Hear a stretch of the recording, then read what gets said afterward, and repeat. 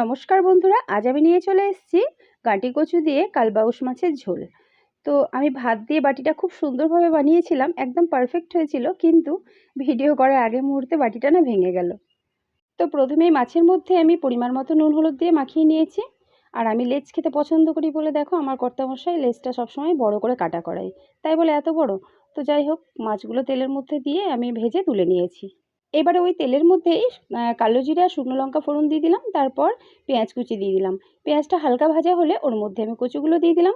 কচুটা একটু নেড়ে চেড়ে নেবো, এই কচুটা হালকা ভাজা হতে থাক, এদিকে একটা মশলা বানিয়ে নেবো। তো বাটির মধ্যে আদা রসুন বাটা, ধনে গুঁড়ো, জিরে গুঁড়ো, লঙ্কা গুঁড়ো, হলুদ গুঁড়ো আর অল্প জল দিয়ে পেস্ট বানিয়ে নিয়েছি, তারপর কচুর মধ্যে দিয়ে দিলাম।